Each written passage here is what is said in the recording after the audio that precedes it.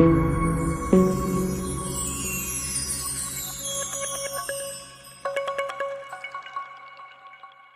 की वीडियो में मैं बात करूंगा गणेश की स्टार्टिंग से लेकर अब तक की कहानी की और बताने वाला हूं गणपति आखिर है कौन, कैसे गणेश चतुर्थी की शुरुआत हुई, किसने की, किसके विरोध में की और इससे भी रिलेटेड कुछ छोटे मोटे फैक्ट्स। वैसे मैंने पहले ही वीडियो बनाया हुआ है जिसमें मैंने गणेश के बारे में काफी कुछ रिवील किया, किस तरह से इन लोगों ने गणेश के कैरेक्टर को उसे असल इतिहास को छुपाने के लिए क्रिएट किया है। लिंक मैं डिस्क्रिप्शन में डाल दूंगा, आप जरूर देखिएगा। वैसे भी गणेश के जन्म की कहानी बड़ी ही कल्पना से भरी हुई है और टाइम पास टाइप है, जिसमें कहा जाता है कि शंकर की गैर मौजूदगी में अकेलापन दूर करने के लिए पार्वती ने नहाते समय अपने शरीर के मैल से गणेश को पैदा किया। अब मैल से बच्चा पैदा करने वाली एक कौन सी टेक्नोलॉजी थी ये तो हमें नहीं पता।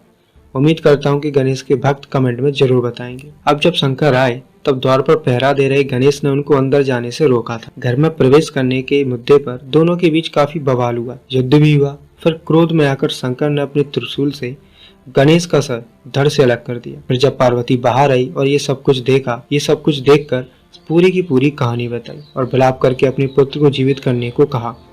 तब शंकर ने अपने लोगों को आदेश दिया कि किसी के भी बच्चे का सर लाया जाए ताकि मैं अपने बच्चे को जिंदा कर सकूं। सेवकों ने एक हाथी का वध किया और उसका सर मरे हुए गणेश के धड़ से जोड़कर उसे फिर से जिंदा कर दिया। अब इंसान के धड़ पर हाथी का सर जोड़ना और फिर उसे जिंदा करना, ये सब बातें हमें सुनने में ही अजीब लगती हैं। कोई भी इंसान मरने के बाद जिंदा कैसे हो सकता है?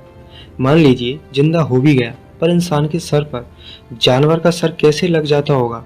क्योंकि जानवर और इंसान का खून मैच भी तो होना चाहिए। और फिर बाद में छोटे से बच्चे के सर पर हाथी का सर, ये कुछ ज्यादा ही नहीं हो गया? वैसे ये कौन सी टेक्नोलॉजी और सर्जरी रही होगी, ये भी सोचने वाली बात है। दोस्तों, अब हम सभी एक कॉमन सेंस लगाते हैं कि गणेश तो शंकर के पुत्र थे और उनका घर हिमालय ही था। अब इस हिसाब से देखा जाए तो उनका प्रभाव क्षेत्र हिमालय और कैलाश ही होना चाहिए, मतलब ज्यादातर उत्तर भारत का क्षेत्र। अब सोचने वाली बात यह है कि उनका प्रभाव क्षेत्र उत्तर भारत है तो इस क्षेत्र में ही गणेश का उत्सव मनाया जाना चाहिए। लेकिन गणेश उत्सव की इतनी धूमधाम उत्तर भारत की बजाय महाराष्ट्र में ही क्यों? सोच में पड़ गए ना? हाँ, इसके पीछे भी बहुत बड़ा कांड कर रखा है इन पाखंडियों ने और ये पता करने के लिए हमें इतिहास को जानना होगा। इस सवाल का जवाब एक ही शब्द में देना हो तो वो होगा प्रतिक्रांति।